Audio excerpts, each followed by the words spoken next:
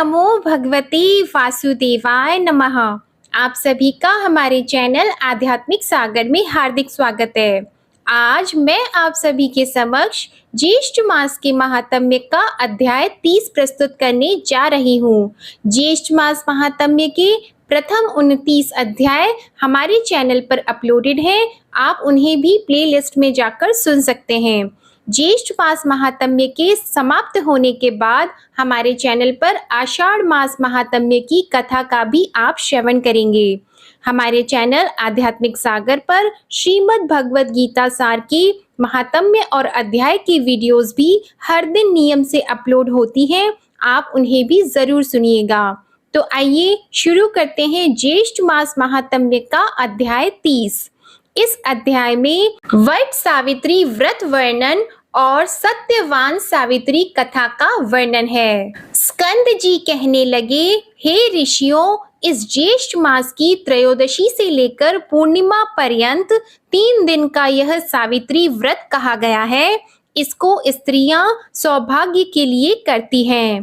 पतिव्रता स्त्रियां पूर्णिमा के दिन उपवास कर पतिव्रत तिथि में पारण करें। ऋषि कहने लगे कि हे स्कंद जी, हे षडानन, आप इस व्रत की विधि कहिए। स्कंद जी बोले कि हे विप्रो, ज्येष्ठ मास की पूर्णिमा के दिन पतिव्रता स्त्रियां अमृत समान जल से वट वृक्ष का सिंचन करें और सुंदर गंध, अक्षत एवं पुष्प से पूजन कर भक्ति से नमो व्यवस्थाय इस मंत्र को जपती हुई वट वृक्ष की प्रदक्षिणा के साथ उसमें सुंदर सूत्र लपेटें।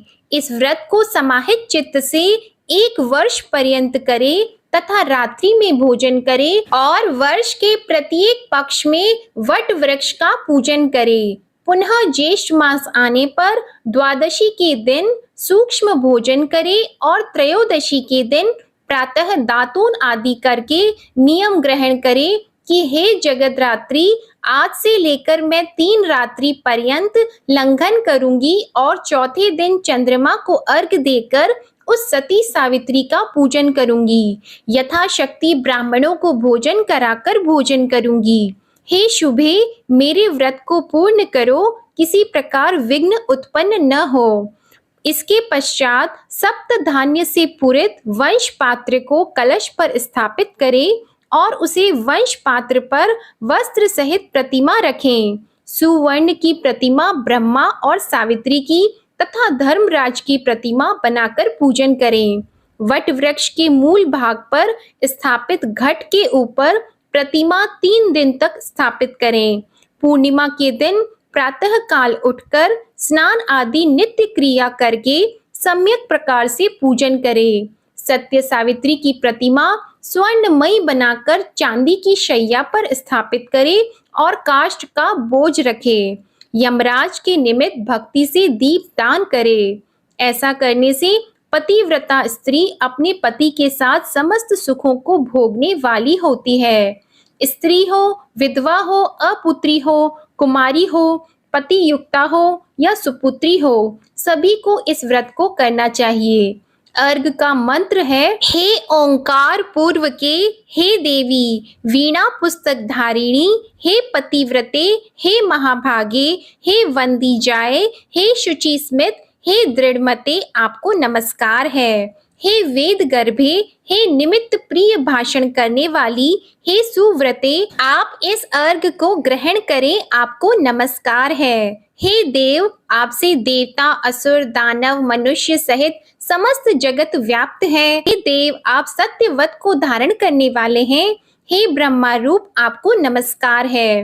हे वैवस्वत, आप समस्त लोगों के कर्म के साक्षी हो और शुभ तथा अशुभ कर्मों के विचार करता हो। आप इस अर्घ को ग्रहण करें, आपको नमस्कार है। हे धर्मराज, आपको नमस्कार है। हे धर्म रूप, आप धर्मराज हैं, पितरों के स्वामी हैं, समस्त जीवों के साक्षी भूत हैं। आप इस अर्घ को ग्रहण करें और मुझे पति सुख को प्रदान करें। इस प्रकार 1 वर्ष पर्यंत व्रत को करें। यदि कोई स्त्री असमर्थ हो तो 1 मास ही कर ले। यदि 1 मास व्रत करने की सामर्थ्य न हो तो 3 दिन का ही व्रत कर ले। इस प्रकार पवित्र आत्मा 1 मास तक उपवास व्रत करे। जो कुलांगना ज्येष्ठ मास में प्रातः काल स्नान नहीं करती है, महान व्रत रखने पर भी उन स्त्रियों का दुर्भाग्य होता है। जैसे अपवित्र अर्क आग का वृक्ष की समस्त वस्तुएं निष्फल होती है, उसी प्रकार ज्येष्ठ मास में समस्त कर्म करने पर भी स्नान आदि प्रातः काल न करने से सब निष्फल हो जाते हैं। हे ऋषियों, सावित्री के 3 दिन का व्रत तथा उसका विधान आप लोगों से कहा।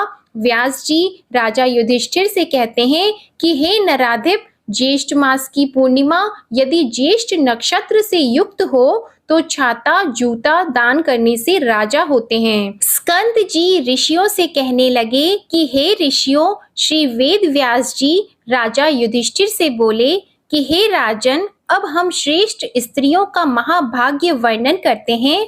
राजकन्या सावित्री ने जिस तरह समस्त वस्तुओं को प्राप्त किया उसको आप श्रवण करें। मद्र देश में परम धार्मिक राजा था। वह ब्राह्मण एवं शरणगत का रक्षक, सत्य प्रतिज्ञ, जितेंद्रिय, यज्ञ करने वाला, दानपति, शूरवीर और पुरवासी तथा देशवासी जनों का प्रिय था। समस्त प्राणियों के हित में रत पृथ्वीश्वर अश्वपति नाम से विख्यात था। राजा अश्वपति क्षमाशील, सत्यवक्ता, जितेंद्रिय और संतानहीन था। अधिक अवस्था हो जाने पर उसको संतान न हुई। अश्वपति राजा ने संतान के लिए नियम ग्रहण कर समय पर परमित भोजन, ब्रह्मचर्य व्रत का पालन, इंद्रिय निग्रह कर 1 लाख आहुति सावित्री मंत्र से देकर षष्ठ काल से अमित इच्छा पूर्वक भोजन करता था। इस तरह नियम पालन करते राजा अश्वपति को 18 वर्ष हो गए। 18 वर्ष पूर्ण होने पर सावित्री जी प्रसन्न हुई और अग्निहोत्र से प्रकट होकर राजा को रूपवती सावित्री ने दर्शन दिए। राजा अश्वपति को वर देने के लिए वह बोली कि हे राजन, तुम्हारी ब्रह्मचर्य शुद्धता, नियम, इंद्रिय दमन, सर्वात्म समर्पण और भक्ति से मैं अति प्रसन्न हुई। हे मद्रराज, हे अश्वपते, तुम मुझसे इच्छित वर मांगो। तुमने धर्म के विषय में किसी प्रकार का कुछ भी प्रमाद नहीं किया। राजा अश्वपति बोले कि हे देवी, मैंने धर्म प्राप्ति की इच्छा से संतान के लिए ही सब कुछ किया है। आप मुझे कुल को पवित्र करने वाला बहुत से पुत्र दें। हे देवी, यदि आप मुझ पर प्रसन्न हैं तो मैं आपसे ही कामना चाहता हूँ। हे देवी, मुझको ब्राह्मणों ने कहा है कि संतान होना श्रेष्ठ धर्म है। सावित्री कहने लगी कि हे राजन, मैंने पहले ही तुम्हारे अभिप्राय को जानकर तुम्हारे पुत्र के लिए ब्रह्मा से कहा है। ब्रह्मा की कृपा से तुम्हारी शीघ्र ही एक कन्या होगी। अब इस विषय में तुम मुझसे और कुछ नहीं कहना। मैं ब्रह्मा की ही आज्ञा से प्रसन्न होकर तुमसे कहती हूँ। सावित्री के वचनों को सुनकर राजा अश्वपति कहने लगे कि हे देवी, जो कुछ ब्रह्मा जी ने कहा है वह मुझे स्वीकार है। यह कहकर पुनः सावित्री देवी को पुनः प्रसन्न किया। तब सावित्री देवी ने कहा कि हे राजन, यह शीघ्र होगा, और ऐसा कहकर सावित्री देवी अंतर ध्यान हो गई। राजा अश्वपति पुनः अपने घर वापस आया और राज सिंहासन पर बैठकर प्रसन्न मन से धर्म पूर्वक अपनी प्रजा का पालन करने लगा। कुछ समय बीतने पर व्रत में तत्पर राजा अश्वपति की धर्मचारिणी गर्भवती हुई और रानी के गर्भ से एक कमल लोचना कन्या उत्पन्न हुई। राजा अश्वपति ने उस कन्या का जात कर्म आदि सब संस्कार कराया, जो श्री सावित्री देवी की कृपा से उनकी 1 लक्ष आहुति देने से उत्पन्न हुई थी। इसलिए ब्राह्मणों ने उसका नाम राजा अश्वपति की सम्मति से सावित्री रखा। उस कमल पत्र के समान नेत्र वाली कन्या के स्व तेज से जलती हुई अग्नि के समान तेजस्विनी देखकर उसके तेज से बाधित होकर किसी ने नहीं वरा। तदंतर कन्या ने उपवास कर क्षीर से स्नान किया और देवता के समीप जाकर विधि पूर्वक अग्नि में आहुति दी ब्राह्मणों से प्रवचन कराया और प्रसन्न चित्त से उन महात्मा ब्राह्मणों का पूजन किया। देव रूपिणी उस अपनी कन्या को राजा युवावस्था में देखकर, जिस कन्या को कोई भी ना वरता हो, ऐसी अवस्था विचार कर राजा अश्वपति अति दुखी होकर अपनी कन्या से बोले कि हे पुत्री, यह तुम्हारे दान का समय है, परंतु तुमको कोई नहीं मांगता, इसलिए तुम स्वयं अपने गुणों के समान पति की खोज करो, और यदि कोई प्रसिद्ध पुरुष हो तो मुझसे कहो, फिर विचार कर हम तुम्हारा प्रदान कर देंगे। इसके पश्चात वह तपस्वी राजकन्या लज्जित होकर पिता के चरणों को नमस्कार कर बिना विचारे ही पिता की आज्ञा मानकर रथ पर सवार होकर वृद्ध मंत्रियों के सहित अपने घर से पति की खोज में चली। वह कन्या राज ऋषियों के तपोवन में गई और वहां पर वयोवृद्ध माननीय लोगों के चरणों में प्रणाम कर क्रम से समस्त तीर्थों में गई और वन के समस्त तीर्थों में जाकर ऋषियों का आशीर्वाद लेने लगी, और जो ब्राह्मणों का श्रेष्ठ तपोवन था उसको त्याग कर अनेक देशों में गई। स्कंद जी कहने लगे कि हे ऋषियों, व्यास जी राजा युधिष्ठिर से बोले कि हे भारत, इसके पश्चात मद्र राज अश्वपति और नारद ऋषि का समागम हुआ। कथा के योग से राजसभा में नारद जी बैठे थे। इसी समय राजकन्या सावित्री मंत्रियों के साथ समस्त तीर्थ आश्रमों में जाकर पुनः अपने घर में वापस आई। नारद ऋषि के साथ अपने पिता को स्थित देखकर सावित्री ने दोनों चरणों को छूकर नमस्कार किया। नारद जी ने राजा से कहा कि हे नृप, तेरी यह कन्या कहाँ गई थी, कहाँ से आई है, और आप इसका विवाह क्यों नहीं करते? राजा अश्वपति बोले कि हे देवर्षि नारद जी, मैंने इसको इसी काम के लिए भेजा था, वही कार्य यह करके आई है, सो आप इसके उस कार्य को सुनिए। इसने जिस पति को वरा है, यह पिता ने विस्तार पूर्वक कहने के लिए कहा। तब सावित्री बोली कि शाल्व देश में धर्मात्मा द्युमत्सेन नाम वाला क्षत्रिय हुआ। वह राजा दैववश अंधा हो गया। उस बाल पुत्र से युक्त नेत्रहीन बुद्धिमान उस राजा द्युतसेन के राज्य को छिद्र मिलने पर पूर्व के वैरी उसके देश के समीपवर्ती राजा ने हरण कर लिया। तब वह द्युमत्सेन अपने बाल पुत्र और स्त्री सहित वन को चला गया, और वह महाव्रती बड़े वन में जाकर तप करने लगा। उसका लड़का पुर में ही उत्पन्न हुआ था, परंतु वन में जाकर बड़ा हुआ।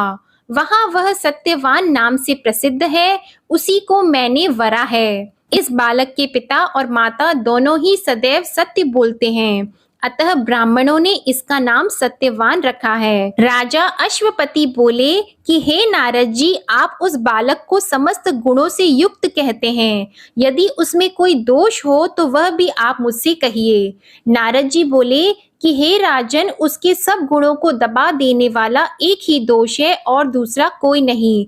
वह यह है कि वह क्षीण आयु सत्यवान आज से 1 वर्ष बाद शरीर त्याग देगा।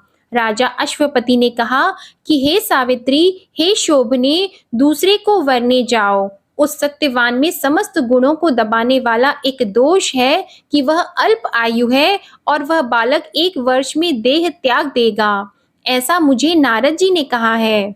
सावित्री कहने लगी कि हे पिताजी, राजा लोग एक बार ही बोलते हैं और पंडित लोग भी एक ही बार बोलते हैं, तथा कन्या एक बार ही वरती है। यह तीनों कार्य एक बार ही किए जाते हैं, चाहे वह दीर्घ आयु हो या अल्प आयु, सगुण हो अथवा निर्गुण हो। मैंने एक बार पति को वर लिया, अब दूसरा पति नहीं वरूंगी।